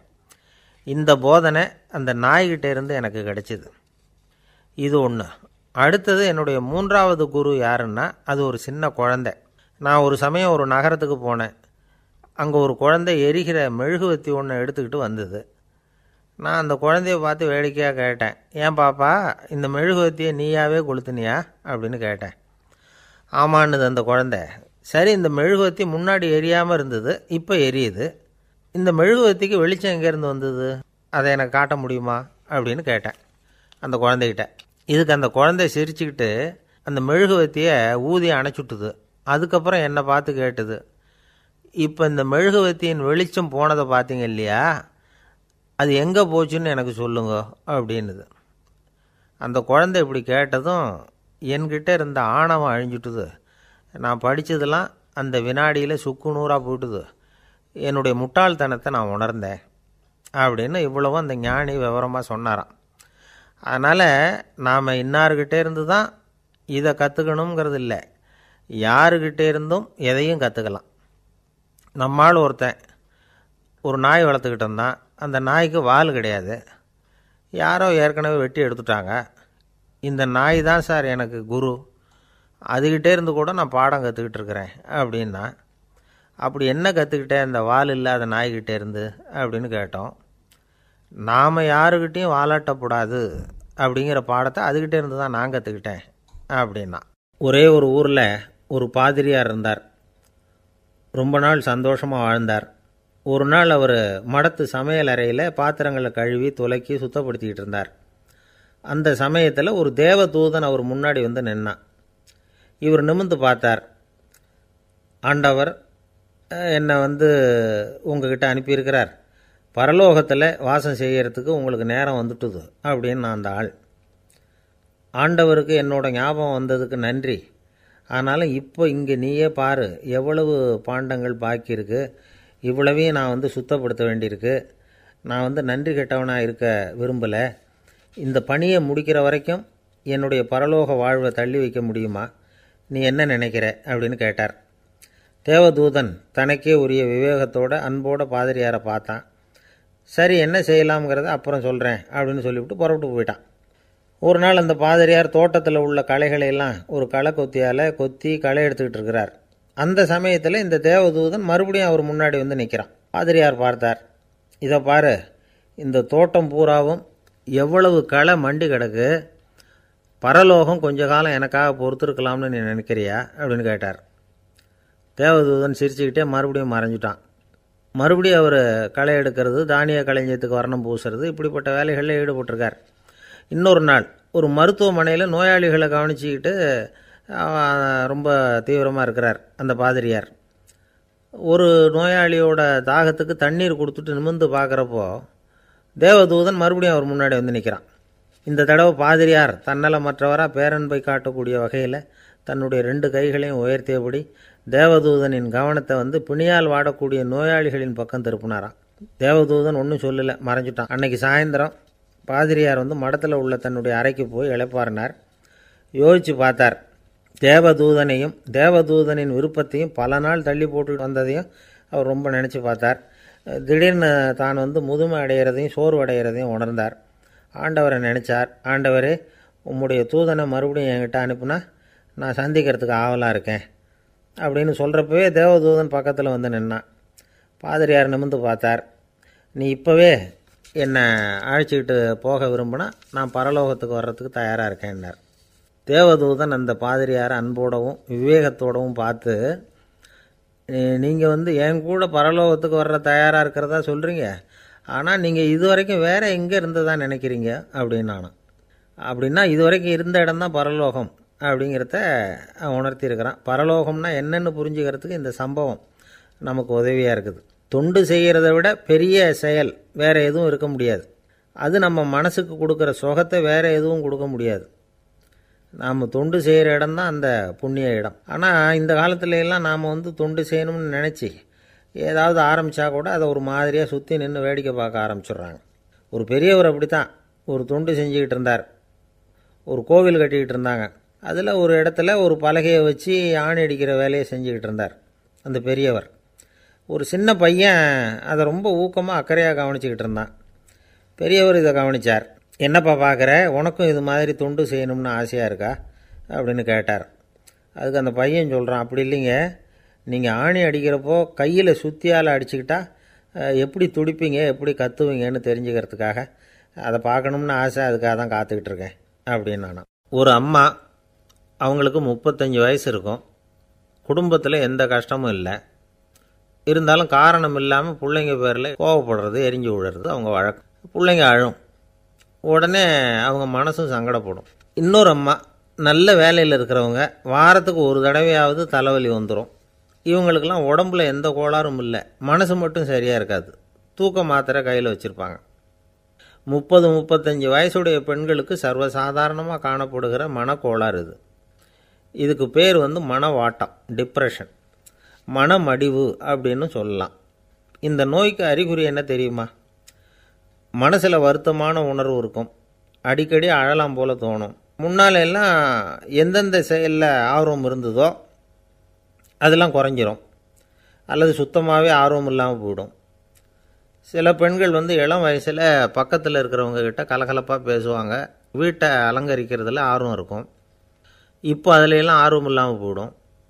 எந்த வேலை செஞ்சாலும் சீக்கிரம் களைப்பு அடைஞ்சுடுறது மாதிரி ஆகிடும். நமக்கு யாருமே உதவியாக இல்லை, நம்ம எல்லாரும் கை விட்டுட்டாங்க போல் இருக்குதே அப்படிங்கிற உணர்வுலாம் உண்டாகும். தன்னைத்தானே குறை சொல்லிக்குவாங்க. நாம் தப்பு பண்ணிவிட்டோம் போல் இருக்குதே அப்படின்னு தோணும். குற்றம் பண்ணிட்டதா நினச்சி கஷ்டப்படுவாங்க. பசி இருக்காது, தூக்கத்தில் தொந்தரவு இருக்கும். அடிக்கடி செத்து போடலாங்கிற உணர்வு வரும். தற்கொலை பண்ணிக்கலாங்கிற எண்ணம் உண்டாகும். சில பேர் தற்கொலை முயற்சியில் கூட ஈடுபடுவாங்க. சில பேருக்கு பலவிதமான உடல் வலிகள் இருக்கும், பலவீனம் இருக்கும், சீக்கிரமாக களைப்படைஞ்சு போடுவாங்க. இதெல்லாம் மனவாட்ட நோய்க்கான தன்மைகள். இந்த மனவாட்டம், அதாவது டிப்ரெஷனை 2 வகையாக பிரிக்கலாமா. ஒன்று தானாக உண்டாக்கிக்கிறது, இன்னொன்று எதிர் விளைவை உண்டு பண்ணுகிற அல்லது நரம்பு சம்பந்தப்பட்ட டிப்ரெஷன். தானாக உண்டாக்கிக்கிற மனவாட்ட நோய் இருக்குது பாருங்கள், அதுக்கு ஏதாவது சூழ்நிலை காரணமாக இருக்கலாம், அல்லது இல்லாமலும் போகலாம். மூளையில் டொப்பாமைன் அல்லது செரட்டோனின் இதோட அளவு குறையும் பொழுது இந்த டிப்ரெஷன் உண்டாகுது. இதுக்கு ஓரளவு பிறவி காரணங்கள் கூட இருக்கலாம்.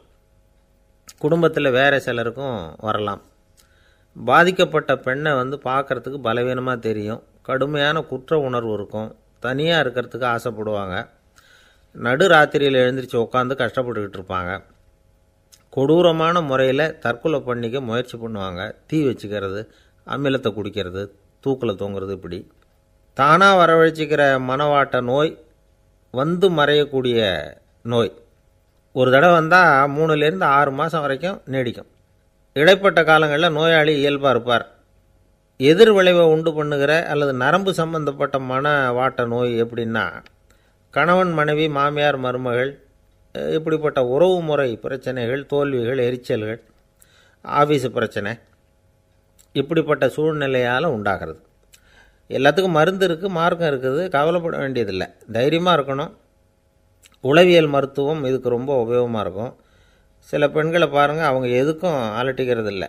ஒரு அம்மா அப்படி தான் தன்னுடைய கணவனை அழைச்சிக்கிட்டு ஒரு மனநோய் மருத்துவர்கிட்ட வந்தாங்க.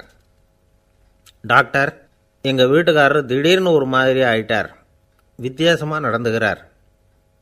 எப்படின்னா, இவர் தன்னையே ஒரு ஒட்டடை குச்சியாக நினச்சிக்கிட்டு இருக்கிறார். அப்படி நினச்சிக்கிட்டு தன்னுடைய தலையாலேயே வீட்டில் உள்ள ஒட்டடையெல்லாம் தொடச்சிக்கிட்டு இருக்கிறார் அப்படின்னாங்க. எவ்வளவு நாளாக அப்படி இருக்குதுன்னு கேட்டார் டாக்டர். 1 வாரமாக அப்படி இருக்குது அப்படின்னாங்க அந்த அம்மா.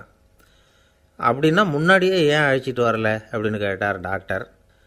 வீடு பூரா சுத்தமாகட்டுமேனு பார்த்துக்கிட்டு இருந்தேன் டாக்டர் அப்படின்னாங்களாம் அந்த அம்மா. ஒரு காடு, அங்கே புத்தர் அவர் பாட்டுக்கு நடந்து போய்கிட்டே இருக்கிறார். அவருக்கு பின்னாடி ஒரு குரங்கு, அதுவும் தொடர்ந்து வந்துக்கிட்டே இருக்குது. புத்தர் திரும்பி பார்த்தார். குரங்கு அப்படியே குதித்து உயர எழும்பி ஒரு கிளையில் போய் உக்காந்துது. ஏன் இப்படி பண்ணுறேன்னு கேட்டார் புத்தர். என்னை சாதாரணமாக நினைக்க வேணாம், நான் மகாமந்தி, என்னால் எல்லாம் முடியும், முடியாதுங்கிற வார்த்தையே என்னுடைய அகராதியில் கிடையாது, என்ன வேணும்னாலும் செய்வேன் அப்படின்னுது. அப்படின்னா ஒரு பந்தயம் வச்சுக்கலாமான்னார் இவர். ஓ வச்சுக்கலாமேன்னுது. வேறு ஒன்றும் இல்லை, இப்போ நீ மேலே எழும்பி அந்த கிளையில் உட்காந்தது மாதிரி அங்கேருந்து தாவி என் உள்ளங்கையில் உட்காரணும், அவ்வளோதான் அப்படின்னார். அப்படி உட்காந்துட்டா என்ன பரிசு அப்படின்னு கேட்டது அது. சொர்க்கத்தில் இருக்கிற மாமன்னன் மரகத சக்கரவர்த்தியை என்னோட இருக்கும்படியாக கூப்பிட்டுக்கிறேன். அந்த சமயத்தில் அவருடைய அரியணை அங்கே காலியாகிடும், நீ அதில் போய் உட்காந்துக்கலாம். பந்தயத்தில் தோத்துட்டா ஒரு கல்ப காலம் இந்த பூமியில் வாழ வேண்டியிருக்கும், அதுக்கு பிறகு தான் என்கிட்ட வர முடியும், என்ன சொல்கிற அப்படின்னார். குரங்குக்கு தாவறது ஒரு பெரிய காரியமா? இது எனக்கு ரொம்ப சாதாரண விஷயம், என்ன இப்போவே தாவட்டுமா அப்படின்னுது. சரின்னு சொல்லி உள்ளங்கையை நீட்டினார். அவருடைய கை தாமரை இலை அளவுக்கு அப்படியே விரிஞ்சுது. குரங்கு சௌகரியமாக உட்கார்றதுக்காக. குரங்கு தாவறதுக்கு தயாராச்சு. அதுக்கு முன்னாடி ஒரு சின்ன யோசனை அதுக்கு. இந்த கிளையிலேருந்து அந்த கைக்கு தாவறது எனக்கு ரொம்ப அற்பமான ஒரு வேலை, இது ரொம்ப சாதாரணம், என்னுடைய கௌரவத்துக்கு இது சரியாக இருக்காது. அதனால் நான் என்ன பண்ண போகிறேன்னா, இங்கேருந்து கிளையிலேருந்து அப்படியே உயர எழும்ப போகிறேன். எழும்பி மேல் உலகம் போய் அங்கே ஒரு சுற்றிவிட்டு அதுக்கப்புறம் அங்கேருந்து நேராக இந்த கையில் உட்கார போகிறேன் அப்படின்னு நினச்சிது. என்ன யோசிக்கிற அப்படின்னார் புத்தர். ஒன்றும் இல்லை, இந்த பாயிரம் பார் அப்படின்னு சொல்லி தாவி உயர போயிட்டுது. கொஞ்ச நேரத்தில் வான உலகத்துக்கே போய் சேர்ந்துட்டுது. அங்கே போய் பார்த்தா அங்கே ஒரு 5 பளிங்கு தூண்கள் இளம் சிவப்பு நிறத்தில் நின்றுக்கிட்டு இருக்குது.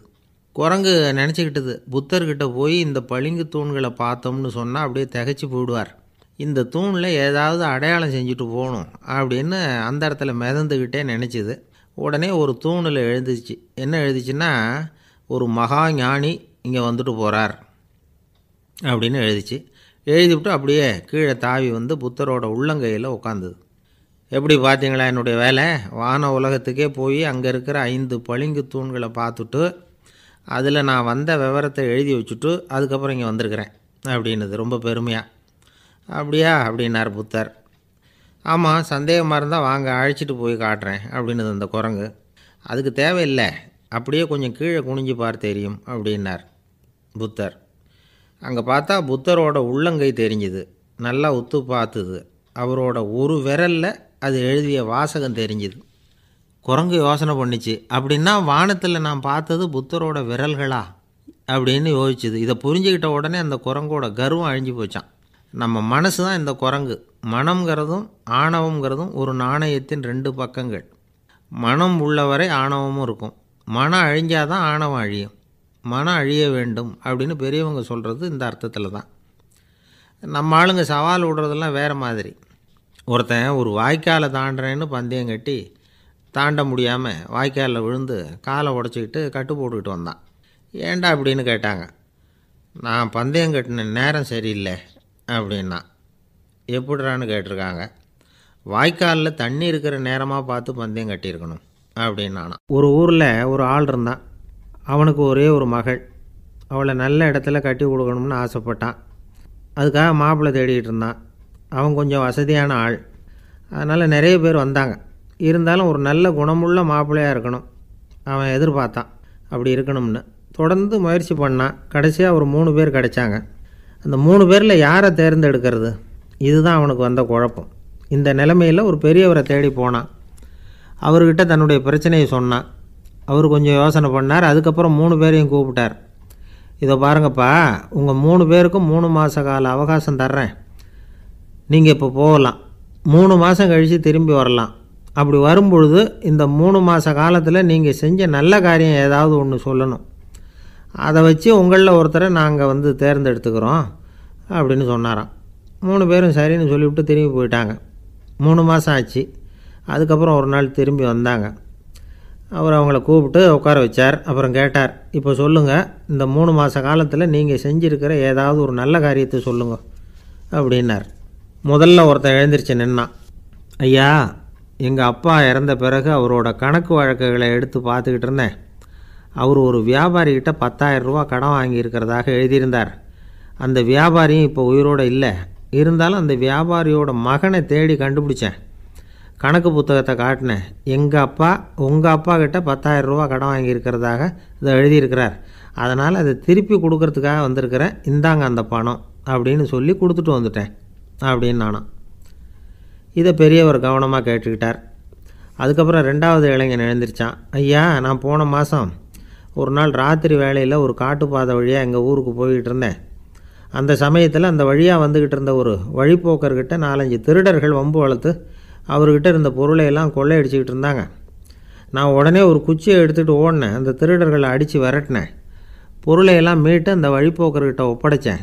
அவரை பத்திரமா அழைச்சிக்கிட்டு போய் அவர் வீட்டில் விட்டுட்டு வந்தேன் அப்படின்னு நானும். இதையும் பெரியவர் கவனமாக கேட்டுக்கிட்டார். அடுத்தபடியாக 3வது இளைஞன் எழுந்திரிச்சான். ஐயா, போன மாதம் ஒரு நாள் நான் ஒரு மலைப்பாதை வழியாக போய்கிட்டு இருந்தேன். மலைப்பாதை விளிம்பில் ஒரு மதகு கட்டை, அது மேலே ஒரு ஆள் படுத்து தூங்கிட்டு இருந்தான். அந்த பக்கம் தவறி உருண்டு விழுந்திருந்தான்னா அதில் பாதாளம், அது மலையடி வாரத்தில் போய் தான் விழணும், அவ்வளவு பள்ளம். அது தெரியாமல் அவன் பாட்டுக்கு தூங்கிட்டு இருந்தான். நான் உடனே அவன்கிட்ட ஓடி போய் குனிஞ்சு அவன் முகத்தை பார்த்தேன். அப்போ தான் புரிஞ்சுது, அவன் ஏற்கனவே எனக்கு தெரியும். அவனை எனக்கு நிறைய கெடுதல் பண்ணியிருக்கிறான், இடைஞ்சல் கொடுத்தவன். இருந்தாலும் ஐயோ பாவம்னு நினச்சி அவனை எழுப்பி பாதுகாப்பாக வேற ஒரு இடத்துல படுக்க வச்சுட்டு வந்தேன் அப்படின்னு நானும். பெரியவர் இதையும் கேட்டுக்கிட்டார். அதுக்கப்புறம் அவங்க 3 பேரையும் பார்த்து, நீங்கள் போகலாம், நாங்கள் யோசித்து முடிவு பண்ணி உங்களுக்கு சொல்லி அனுப்புகிறோம் அப்படின்னாராம். அந்த இளைஞர்கள் புறப்பட்டு போயிட்டாங்க. அதுக்கப்புறம் அந்த பெண்ணோட அப்பாவை பார்த்து சொன்னார், இந்த 3 பேருமே நல்ல பிள்ளைங்க தான், அதில் ஒன்றும் சந்தேகம் இல்லை. இருந்தாலும் இந்த 3 பேர் செஞ்ச செயல்களையும் ஒப்பிட்டு பார்க்க வேண்டியிருக்கு. முதல் இளைஞன் நேர்மைக்கு எடுத்துக்காட்டாக விளங்குறான். இந்த காலத்தில் இது மாதிரி இளைஞர்களை பார்க்குறது ரொம்ப கஷ்டம்தான். இருந்தாலும் அவன் கடமையை தான் செஞ்சான்.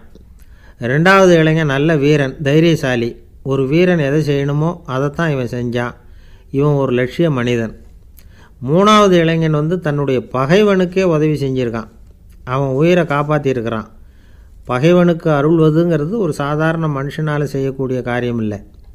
பகையை மறக்கிறதும் பகைவனுக்கு அருள்வதும் தெய்வீக பண்புகள். அதனால் இவனையே உன்னுடைய மகளுக்கு ஏற்ற மாப்பிள்ளையா தேர்ந்தெடுக்கலாம் அப்படின்னு சொன்னாங்களாம். ஒரு நல்ல நாளில் அவங்களுக்கு திருமணம் நல்ல விதமாக நடந்து முடிஞ்சுதான். இது சுவாமி சின்மயானந்தர் சொல்லியிருக்கிற ஒரு கதை. இதிலேருந்து நாம் புரிந்து கொள்ள வேண்டிய ஒரு கருத்து, நமக்கு கெடுதல் பண்ணவங்களுக்கும் நாம் நல்லது செய்யணும். ஆனால் நடைமுறையில் அப்படி நம்மளால் செய்ய முடியறதில்ல, அதுதான் சிக்கல். நம்மால் ஒருத்தங்கிட்ட கேட்டேன், ஏண்டா உன்னுடைய பகைவன் ஒருத்தன் அது மாதிரி ஒரு மலைப்பாதை மதகு கட்டையில் படுத்திருந்தா உடனே நீ என்ன நினைப்ப அப்படின்னு கேட்டோம். இது ஒரு அருமையான சந்தர்ப்பம்னு நினைப்பேன் அப்படின்னா. எதுக்குன்னு கேட்டோம். அவனை அந்த பக்கமாக உருட்டி கீழே தள்ளுறதுக்கு அப்படின்னா. ஒருத்தர் ரொம்ப கவலையோடு உட்காந்துருந்தார். எதை பற்றி சார் கவலைப்படுறீங்கன்னு கேட்டோம். எதிர்காலத்தை பற்றி கவலைப்படுறேன்னார். ஏன்னு கேட்டோம். என்ன பண்ணுறதுன்னே தெரியல சார், எதிர்காலம் ஒரே இருட்டாக இருக்குது, பாதையே புரியலன்னார். இன்றைக்கி நம்ம இளைஞர்கள் பல பேருக்கு எதிர்காலம் இருட்டாக தான் தெரியுது. அவங்கெல்லாம் இந்த கதையை கொஞ்சம் கேட்கணும். ஒரு மலை அடிவாரத்தில் ஒரு சின்ன கிராமம். அந்த மலை ரொம்ப உயரமானது. அடர்த்தியாக செடி கொடிகள் மரங்கள் அதில் மண்டி கிடக்குது. பகல் வேளையில் இருட்டாக தான் இருக்கும், அவ்வளோ அடர்த்தி. அந்த மலை உச்சியில் ஒரு கோவில். நாள் ராத்திரியே புறப்பட்டால் தான் காலையில் அந்த கோயிலுக்கு போய் சேர முடியும். கிராமத்து இளைஞன் ஒருத்தன் அந்த மலை உச்சிக்கு போக வேண்டியிருந்தது. கையில் ஒரு விளக்கை எடுத்துக்கிட்டு நாள் ராத்திரியே புறப்பட்டான். புறப்பட்டு போனவன் கிராமத்து எல்லையிலேயே நின்றுட்டான். ஏன் தெரியுமா? அவன் கையில் இருந்த விளக்கோட வெளிச்சம் 10 அடி தூரத்துக்கு தான் தெரியுது. அது வரைக்கும் தான் பாதை தெளிவாக இருக்குது. அதுக்கு அப்பாலெல்லாம் ஒரே இருட்டாக இருக்குது, பாதை புரியல. இவன் யோசனை பண்ணி பார்த்தான். மனசுக்குள்ளே ஒரு சந்தேகம். 10 அடி தூரம் தானே வெளிச்சம் தெரியுது, அப்படின்னா நாம் 10 அடி தூரம் தானே போக முடியும். அதுக்கும் அந்தாண்ட ஒரே இருட்டாக இருக்குதே, அதில் எப்படி நாம் நடந்து போகிறது? நாம் ரொம்ப தூரம் நடந்து போய் ஆகணுமே. அப்படிப்பட்ட நினப்பெல்லாம் அவனுக்கு வந்துவிட்டது. இதுதான் அவன் மனசில் ஏற்பட்ட தயக்கம். இப்படி யோசிச்சுக்கிட்டே அந்த இளம் ஆசாமி புறப்பட்ட இடத்துலையே நின்றுக்கிட்டு இருக்கிறான். அந்த சமயத்தில் ஒரு வயசான பெரியவர் அந்த பக்கமாக வந்தார். அவர் கையில் இதை விட சின்னதாக ஒரு விளக்கு வச்சுருந்தார். அது எப்படின்னா, அது ஒரு 5 அடி தூரத்துக்கு தான் வெளிச்சம் காட்டுது. அவ்வளவு சின்ன விளக்கு. அவரும் மலை உச்சிக்கு போகிறதுக்காக தான் வந்துக்கிட்டு இருக்கிறார். அவரை பார்த்து இவன் கேட்டான், என்ன பெரியவரே, இவ்வளவு சின்ன விளக்க வச்சுக்கிட்டு அவ்வளவு தூரத்துக்கு எப்படி மலையேற போகிறீங்க அப்படின்னு கேட்டான். நீ ஏன் இப்படி தயங்கிட்டே நிற்கிறேன்னு கேட்டார் பெரியவர். என்கிட்ட இருக்கிற விளக்கு 10 அடி தூரத்துக்கு தான் பாதையை காட்டுதுன்னா. இப்போ பெரியவர் சொன்னார், தம்பி, உன் கையில் இருக்கிற விளக்கு கொடுக்குற வெளிச்சத்தை வச்சு நீ முதல்ல 10 அடி தூரம் முன்னாடி போ. 10வது அடியில் போய் நின்றுக்கிட்டு பாரு, மறுபடியும் ஒரு 10 அடி தூரத்துக்கு பாதை தெரியும். இப்படி உன் கையில் இருக்கிற விளக்கு தொடர்ந்து வெளிச்சம் காட்டிக்கிட்டே இருக்கும். நீ முன்னேற முன்னேற அந்த வெளிச்சமும் முன்னேறும். அதனால் எத்தனை கிலோமீட்டர் தூரம் வேணும்னாலும் நீ இந்த 10 அடி தூரம் வெளிச்சத்தை வச்சுக்கிட்டே நீ போயிடலாம், புறப்படு அப்படின்னார். இப்போ தான் அந்த பெரியவர் சொன்னது இளைஞனுக்கு பளிச்சுன்னு புரிஞ்சுதான். உடனே உற்சாகமாக புறப்பட்டான், உச்சிக்கு போய் சேர்ந்தான். இந்த கதையிலேருந்து நாம் புரிஞ்சிக்க வேண்டியது என்ன தெரியுமா? நீண்ட கால திட்டம் ஒன்று போடும் பொழுது நமக்கு முன்னாடி இருக்கிறத மறந்துட்டு மனசை போட்டு குழப்பிக்கக்கூடாது. உங்கள் கையில் என்ன இருக்கோ அதுலேயே உங்கள் எதிர்காலம் மறைஞ்சிருக்குது. கண் முன்னாடி தெரியறத வச்சு ஆரம்பிங்க, போக போக வழி தானாக புலப்படும் அப்படிங்கிறார் ஒரு பெரியவர். பெரிய பயணங்களையெல்லாம் இப்படி தான் நடத்த வேண்டியிருக்கும். ஒவ்வொரு அடியாக எடுத்து வச்சா ஓடி போய் சேர்ந்து விடலாம். மலைச்சி போய் நின்றுட்டா நின்றுக்கிட்டே இருக்க வேண்டியது தான். நம்ம ஆள்லாம் ரொம்ப மோசம்.